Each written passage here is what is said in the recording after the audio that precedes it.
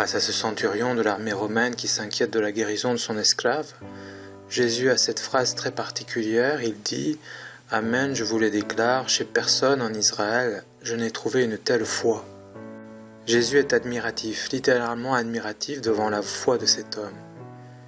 Mais ce qui est vraiment surprenant, très surprenant, c'est qu'il semble mettre au sommet des croyants de son époque. Chez personne en Israël, je n'ai trouvé une telle foi. Ça, c'est surprenant.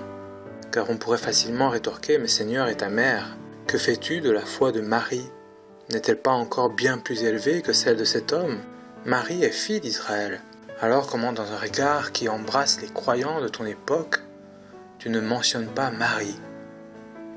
Comment se fait-il que tu ne dis pas par exemple « Jamais en Israël je n'ai vu une telle foi à une exception près » Ça on aurait compris, car la foi de Marie est beaucoup plus grande que celle de cet homme. C'est par sa foi qu'elle a accueilli la vie divine en son sein. C'est par sa foi qu'elle a pu continuer à te suivre dans la nuit de la croix, dans la kénose de la croix comme on dit. C'est par sa foi que Marie est restée debout au pied de la croix, alors que la croix prenait tout le contre-pied des promesses de l'ange à l'Annonciation. L'ange avait dit en effet à Marie, il sera grand, il sera appelé fils du Très-Haut, son règne n'aura pas de fin. Et là, à la croix, elle voit un échec, elle voit un mort. Malgré cela, elle est restée debout, ferme en sa foi. Elle a continué de croire, d'adhérer à la parole. Elle a gardé vivante la flamme de l'espérance de toute l'Église. Alors oui, grande est la foi de Marie, bien plus grande que celle de cet homme. Alors pourquoi le Christ ne l'a-t-il pas encensé? Oui, vraiment, pourquoi? En fait, on pourrait dire qu'il l'exauce, mais de façon cachée. Et cela nous renvoie au mystère de Marie, qui est celui de sa maternité. On pourrait dire que lorsque le Christ fait l'éloge de la foi des hommes, il fait l'éloge de la foi de sa mère, de Marie. Derrière tous nos actes de foi, il y a Marie. Marie qui nous enfante à la vie de la foi, à la vie de Dieu. Peut-être on l'oublie bien souvent, trop souvent, mais derrière nos actes de foi, il y a la présence cachée de notre mère, de Marie qui nous partage son trésor. Et le trésor de Marie, c'est sa foi, c'est cette vie de Dieu qui l'habite. Marie nous aide à croire, elle nous soutient dans notre abandon. Elle nous soutient spécialement à l'heure de l'épreuve, quand c'est difficile d'oser, de croire, d'espérer. Oui, derrière nos actes de foi, il y a Marie.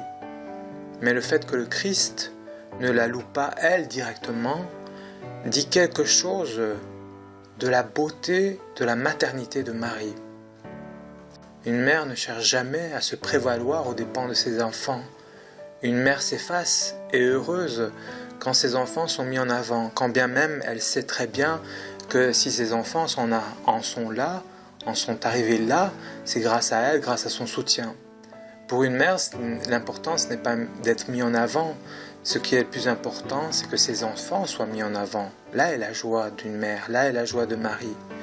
Et ce silence du Christ sur la grande croyante de son temps, dit quelque chose de la beauté, de la grandeur, de l'humilité de Marie en sa maternité.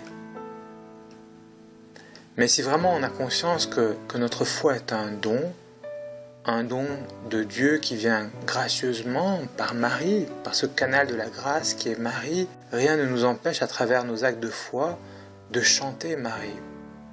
Rien ne nous empêche à travers nos actes de foi de chanter notre mère, de la louer, de penser à elle, de la reconnaître, de reconnaître sa maternité. Rien ne nous empêche d'écouter à travers nos actes de foi, d'écouter battre le cœur de Marie qui en sa maternité nous aide à croire. Car derrière tout acte de foi, il y a Marie qui en sa maternité nous aide à croire. Et dans le fond, peut-être la clé du mystère est peut-être là, de ce mystère, pourquoi le Christ semble ne rien dire sur la foi de Marie, de sa mère. Peut-être le Christ s'est retenu de louer la foi de sa mère parce qu'il avait envie que nous la louions.